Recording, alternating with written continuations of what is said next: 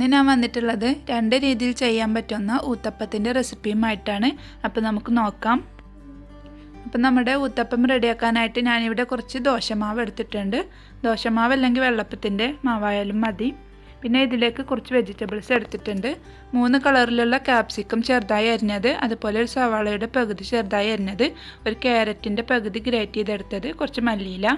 പിന്നെ നമ്മുടെ പിസ്സ ഊത്തപ്പം റെഡിയാക്കാനായിട്ട് ഞാനിവിടെ കുറച്ച് മൊസറല്ല ചീസ് എടുത്തിട്ടുണ്ട്, അതുപോലെ 2 ടേബിൾ സ്പൂൺ ടൊമാറ്റോ കെച്ചപ്പ്, പിന്നെ കുറച്ച് ഒറിഗാനോ. അപ്പോൾ നമുക്ക് നോക്കാം. ആദ്യം ഞാനൊരു പാൻ അടുപ്പിൽ വെച്ചിട്ടുണ്ട് ചൂടാവാനായിട്ട്. പാൻ ചൂടായ അതിലേക്ക് നമുക്ക് ഓരോ തവിയായിട്ട് ദോശമാവ് ഒഴിച്ചു കൊടുക്കാം. ഇത് ചെറുതായിട്ടൊന്ന് ഇതുപോലെ പരത്തിയെടുക്കണം. ദോശ പരത്തുന്നത് പോലെ പരത്തിയെടുക്കരുത്. ഇനി ഇതിന് മുകളിലായിട്ട് നമുക്ക് ഇഷ്ടത്തിനനുസരിച്ചുള്ള വെജിറ്റബിൾസൊക്കെ വെച്ച് കൊടുക്കാം.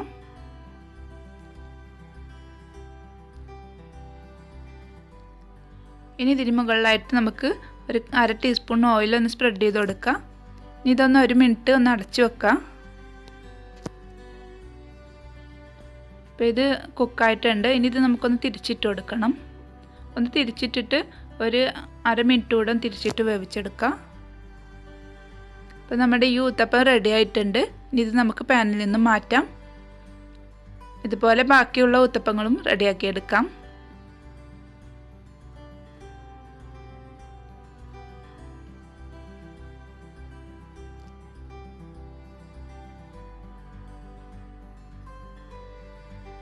നമ്മുടെ പിസ്സ ഊത്തപ്പമാണ് റെഡിയാക്കുന്നത്. അതിന് വേണ്ടിയിട്ട് ആദ്യം ദോശമാവ് ഒരു തവി ഒഴിച്ചു കൊടുത്തിട്ടുണ്ട്.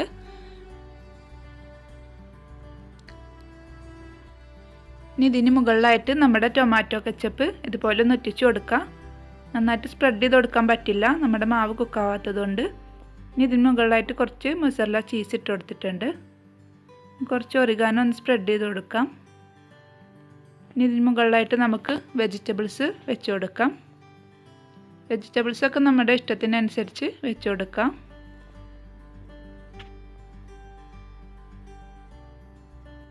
ഇനി അതിന് മുകളിലായിട്ട് കുറച്ച് മൊസറല്ല ചീസ് കൂടെ വെച്ച് കൊടുക്കാം. കുറച്ച് ഒറിഗാനോ ഒന്ന് സ്പ്രെഡ് ചെയ്ത് കൊടുക്കാം.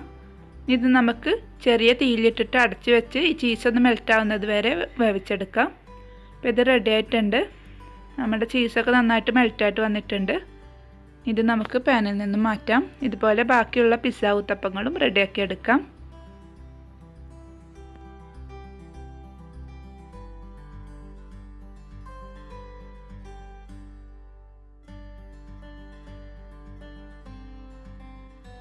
അപ്പോൾ നമ്മുടെ ഊത്തപ്പം എല്ലാം റെഡി ആയിട്ടുണ്ട്. ഞാനിവിടെ സർവിങ് പ്ലേറ്റിലേക്ക് എടുത്തിട്ടുണ്ട്.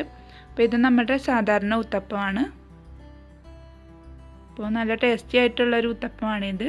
കുട്ടികൾക്കൊക്കെ തീർച്ചയായിട്ടും ഒരുപാട് ഇഷ്ടമാവും. അപ്പോൾ ഇതുപോലെ ട്രൈ ചെയ്ത് നോക്കാത്തവരുണ്ടെങ്കിൽ എന്തായാലും ട്രൈ ചെയ്ത് നോക്കണം കേട്ടോ. പിന്നെ ഇത് നമ്മുടെ പിസ്സ സ്റ്റൈലിൽ ഉണ്ടാക്കിയെടുത്തിട്ടുള്ള ഊത്തപ്പമാണ്. അപ്പോൾ നമ്മുടെ ചീസൊക്കെ നന്നായിട്ട് മെൽറ്റായിട്ട് വന്നിട്ടുണ്ട്. ഇത് നമുക്ക് കുട്ടികൾക്ക് ലഞ്ച് ബോക്സിലൊക്കെ കൊടുത്തു വിടാനൊക്കെ പറ്റിയിട്ടുള്ള നല്ലൊരു റെസിപ്പിയാണ്. തീർച്ചയായിട്ടും എല്ലാവർക്കും ഇഷ്ടമാവും. അപ്പോൾ നിങ്ങൾക്ക് വീഡിയോ ഇഷ്ടമായിട്ടുണ്ടെങ്കിൽ ലൈക്ക് ചെയ്യാനും ഷെയർ ചെയ്യാനും ചാനൽ സബ്സ്ക്രൈബ് ചെയ്യാനും മറക്കരുത് കേട്ടോ. Thank you.